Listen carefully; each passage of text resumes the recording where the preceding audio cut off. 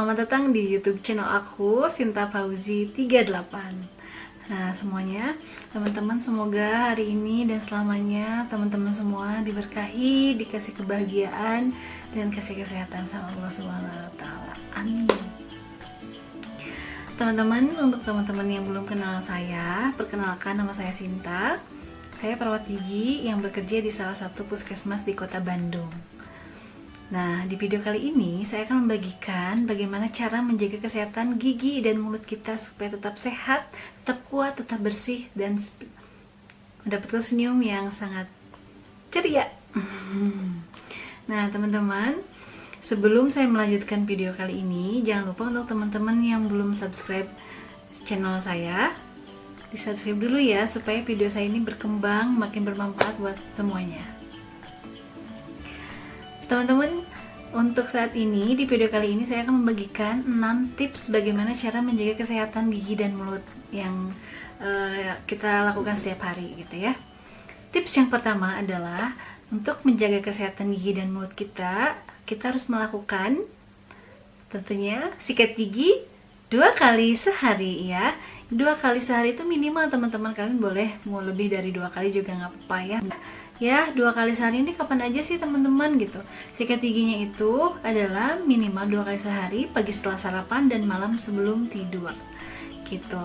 Jadi kalau misalkan teman-teman setelah sarapan pagi harus sikat gigi dulu, dan malam juga sebelum tidur harus sikat gigi. Kenapa sih kita harus sikat gigi setelah sarapan pagi dan sebelum tidur?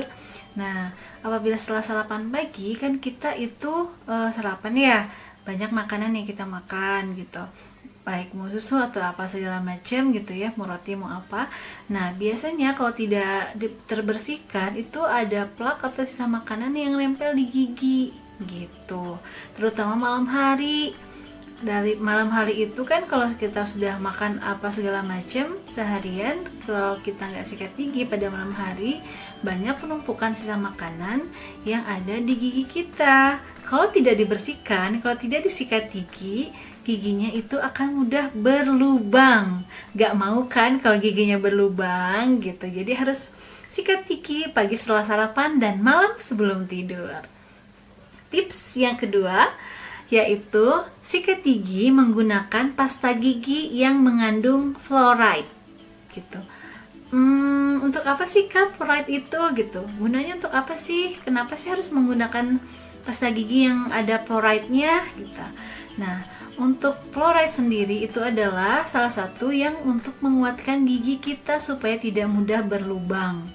Nah, kan di gigi kita itu ada lapisan paling luar gigi namanya email. Nah, kalau misalkan email kita sudah rusak, dia tidak bisa memperbaiki dirinya sendiri, teman-teman. Jadi kalau sudah rusak, dia sudah rusak aja gitu. Nah, salah satu pencegahnya itu adalah dengan pasta gigi yang menggunakan fluoride. Nah, si fluoride ini adalah salah satu untuk menguatkan gigi kita supaya tidak mudah berlubang gitu ya. Selanjutnya, tips yang ketiga adalah sikat gigi dengan menggunakan sikat gigi yang tepat. Nah, kenapa sih yang tepat gitu? Yang tepat itu adalah bulu sikatnya, ukurannya, dan harus diganti berapa kali gitu. Untuk sikat gigi yang tepat itu, bulu sikatnya harus bagus, harus tepat dengan keadaan gusi kita yang tidak merusak gusi kita. Jadi si bulu sikatnya ini harus halus, tidak merusak gusi kita. Yang kedua, ukuran sikat giginya sendiri jangan yang terlalu besar, sesuaikan dengan keadaan mulut kita aja. Yang penting sesuai bisa membersihkan semua permukaan gigi kita, menjangkau ke bagian paling belakang gitu. Jadi kalau misalkan kita sikat gigi, teman-teman semuanya, saya sarankan sampai menjangkau ke bagian paling belakang. Kenapa harus menjangkau ke bagian paling belakang? Karena supaya gigi kita paling belakang, paling ujung itu terbersihkan juga gitu. Jangan hanya bagian depannya saja, bagian belakangnya tidak terbersihkan. Jadi kalau misalkan teman-teman sikat gigi, ukurannya jangan terlalu besar gitu. Karena kalau misalkan terlalu besar, nggak menjangkau ke bagian paling belakang. Untuk selanjutnya, sikat gigi kita ini kapan sih harus diganti gitu? Pada saat kapan sih kita harus mengganti sikat gigi kita? Sikat gigi harus diganti 2 atau 3 bulan sekali. Jangan sampai nunggu bulu sikatnya sampai merekah baru diganti gitu ya. Jangan ya, no ya. Nah, kalau misalkan si bulu sikatnya ini 3 bulan lebih gitu, berapa bulan belum diganti, takutnya nanti makin keras bulu sikatnya dan bisa melukai gusi. Terus bakteri juga mungkin bisa muncul di situ dan bisa kayak dalam mulut kita bisa banyak bakterinya gitu teman-teman, apabila tidak dibersihkan si bulu sikatnya, tidak diganti sikat giginya. Jadi saya sarankan 2-3 bulan sekali sikat giginya harus diganti gitu. Selanjutnya, tips yang keempat adalah dengan mengkonsumsi buah dan sayur yang banyak mengandung serat dan banyak mengandung air pastinya. Kenapa sih kita harus banyak makan buah sayur yang banyak mengandung air, banyak mengandung serat gitu ya? Karena kan secara global gitu ya, memang buah dan sayur itu kan memang berfungsi sangat baik banget untuk tubuh kita. Sangat baik banget untuk tubuh kita, terutama untuk gigi dan gusi dan saluran mulut kita gitu. Buah sayur ini yang banyak mengandung serat dan banyak air. Kenapa harus kita banyak mengkonsumsi buah sayur ini? Karena pada saat kita makan itu terjadi self cleansing namanya. Apa sih kan self cleansing gitu? Self cleansing ini adalah si kita makan ya, makan buah sama sayur. Apabila kita makan buah sama sayur yang banyak mengandung serat, banyak mengandung air, pada saat kita mengunyah, jadi karena ada serat dan airnya itu, si plak sama sisa makanan yang ada di dalam mulut kita itu dengan sendirinya dia bisa terbersihkan gitu. Jadi mempermudah kita, membantu kita untuk membersihkan, dia langsung membersihkan sendiri gitu loh teman-teman. Jadi kalau misalkan buah sama sayur itu selain bagus juga untuk pertumbuhan gigi kita, pertumbuhan rahang dan gigi, baik juga untuk gusi, baik juga untuk pembersihan keadaan gigi dan mulut kita. Selanjutnya, tips yang kelima adalah dengan kontrol ke dokter gigi minimal 6 bulan sekali. Nah, kenapa sih harus kontrol 6 bulan sekali ke dokter gigi gitu? Ya, belibet ya teman-teman. Kenapa harus kontrol 6 bulan sekali ke dokter gigi? Karena untuk dewasa itu kan 6 bulan sekali kontrolnya. Untuk anak kecil atau balita ya, atau batita 3 bulan sekali teman-teman. Kenapa?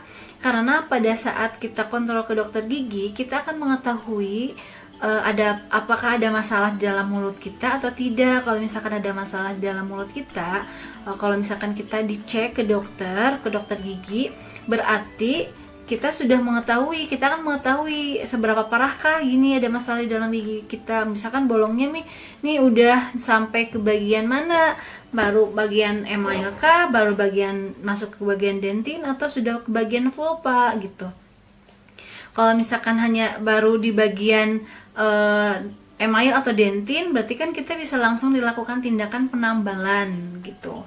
Kalau misalkan sudah ke bagian rongga pulpa, berarti harus dilakukan perawatan saluran akar teman-teman. Jadi kalau misalkan teman-teman sering cek 6 bulan sekali ke dokter gigi, otomatis teman-teman bisa menjaga kesehatan giginya dengan baik, karena untuk meminimalisir penyebaran penyakitnya atau perluasan giginya yang berlubang, supaya tidak meluas gitu lubangnya, supaya gigi kita sehat teman-teman.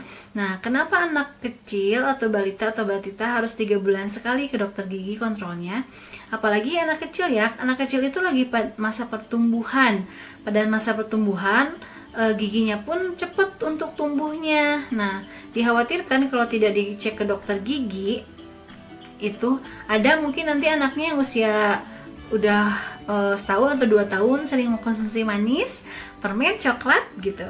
Nah, siapa tahu udah berlubang giginya kan kalau misalkan tidak dicek. Nah, itu udahnya. Kalau misalkan anak yang usia 7 tahun, misalkan ada usia 9 tahun, dia udah mau ganti gigi tapi gigi lamanya belum lepas gitu. Aduh, ada gigi baru. Nah, itu kan bisa dibantu untuk diambil gigi yang lamanya sama dokter gitu teman-teman. Dan untuk yang dewasa juga kan 6 bulan sekali, yang bukan hanya tentang bolong gigi saja ya. Kalau misalkan teman-teman di giginya itu mungkin selama beberapa bulan sikat giginya kurang tepat, terus terjadi penumpukan plak dan sisa makanan di dalam gigi, terjadilah karang gigi yang bisa menyebabkan bau mulut, teman-teman. Jadi kalau misalkan kita cek atau kontrol ke dokter gigi, kita bisa meminimalisir itu semua. Jadi kita bisa terhindar atau kita meminimalisir penyebaran perluasan gigi berlubangnya, supaya kita terhindar juga dari bau mulut. Kita bisa membersihkan karang giginya gitu, teman-teman. Nah, untuk teman-teman semua yang mungkin anaknya atau kita sendiri yang suka makan atau mengkonsumsi makan makanan manis atau minum minuman manis atau asam gitu ya, nah, teman-teman boleh asal dengan kadar yang pas gitu ya. Maksudnya tidak berlebihan gitu. Boleh makan manis, boleh makan asam, tapi tidak berlebihan. Dan saya sarankan kalau udah makan manis atau asam, berbanyak dengan minum air putih atau kumur-kumur air putih, supaya tidak merusak gigi kita gitu, teman-teman semuanya. Nah, itu teman-teman yang bisa saya sampaikan. Tipsnya ada 6 tips tadi, saya bagikan ke teman-teman semua. Semoga bermanfaat. Apabila teman-teman kurang puas dengan penjelasan saya, boleh komen di bawah sini. Atau ada pertanyaan yang kalian mau ajukan kepada saya, insya Allah nanti saya akan jawab di next video selanjutnya. Gitu aja teman-teman video kali ini, semoga bermanfaat buat teman-teman semuanya. Jangan lupa di subscribe, di like, di share, di komen. Jangan lupa juga nyalakan tombol loncengnya supaya teman-teman bisa update, tidak ketinggalan dengan video-video aku selanjutnya. Terima kasih teman-teman. Assalamualaikum. Dah.